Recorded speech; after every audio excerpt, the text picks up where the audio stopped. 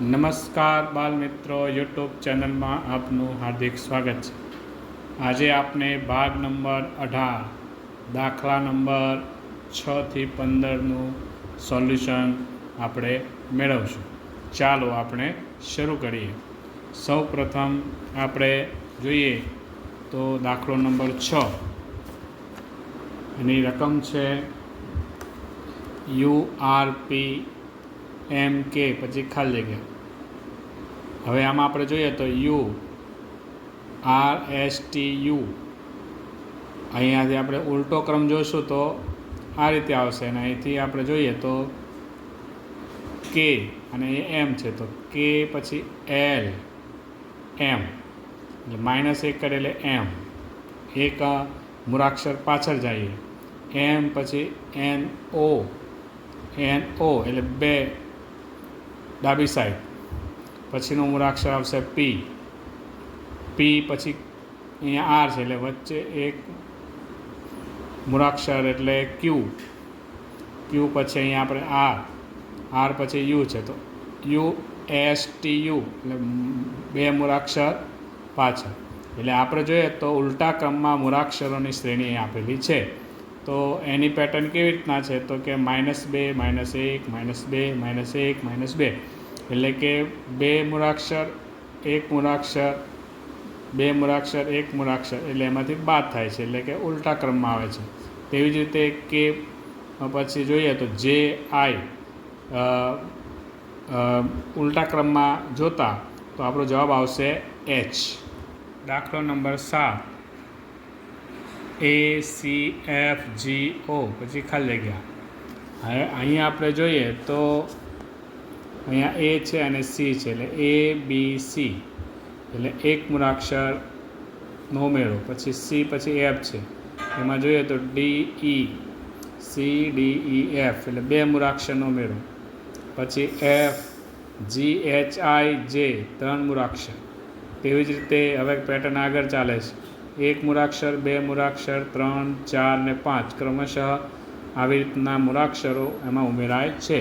તો અહીંયા પછી J પછી આવશે KLMN, પછીની મૂળાક્ષર આવશે O, પછી હવે 5 મૂળાક્ષરનો ઉમેરો થશે એટલે O પછી PQRST અને પછી શું આવે U, તો આપણો જવાબ આવશે U।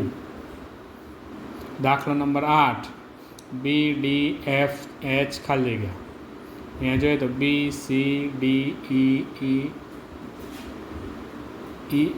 BCDEFGHIJ આ એક મૂળાક્ષરનો ઉમેરો આમાં આપણને જોવા મળે છે, એટલે આપણો જવાબ આવશે J।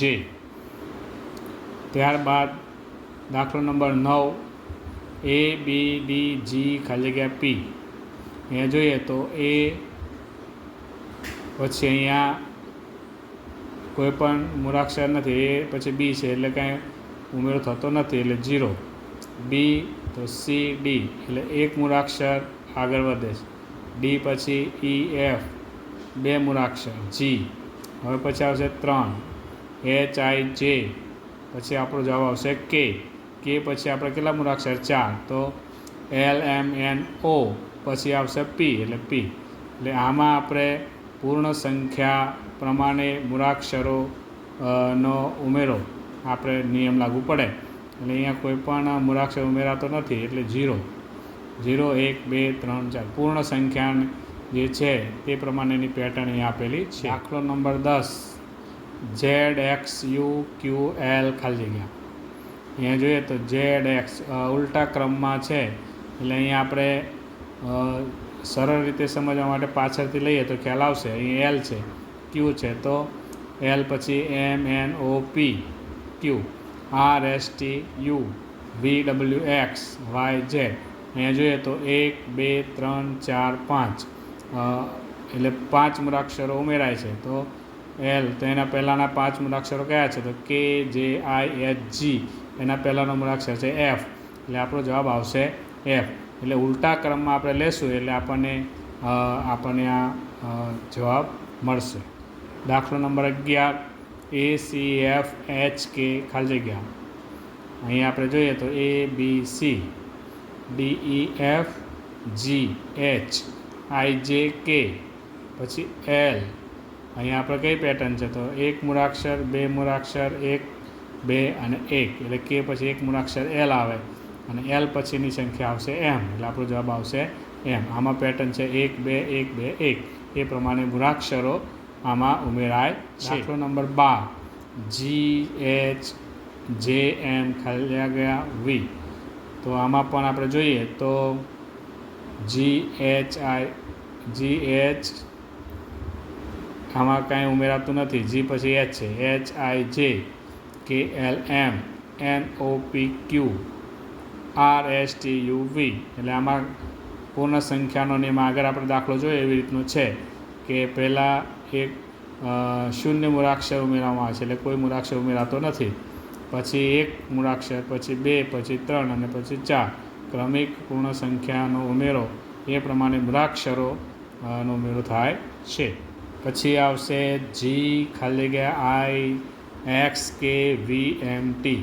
હવે આપણે આમાં જોઈએ તો ક્રમિક મૂળાક્ષરો નથી, એટલે આપણે જે આગળ દાખલા જોયા એમાં એક મિશ્ર શ્રેણીનો દાખલો આવતો હતો, તો એ પ્રમાણે આપણે જોઈએ ને તો આમાં G પછી અહીંયા આવશે HI, એક મૂળાક્ષર છોડીને GHIJKLMN.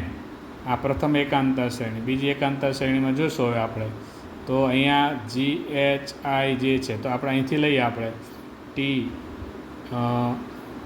અહીંયા TUVWXYZ, આ પ્રમાણે ઉલટા ક્રમમાં શ્રેણી આપેલી છે, એટલે અહીંયા આપણો જવાબ આવશે Z. આ એક શ્રેણી અને આ બીજી એક પ્રથમ શ્રેણી અને સીધી અને ઉલટી બે પ્રમાણેનું મિશ્રણ આમાં જોવા મળે છે.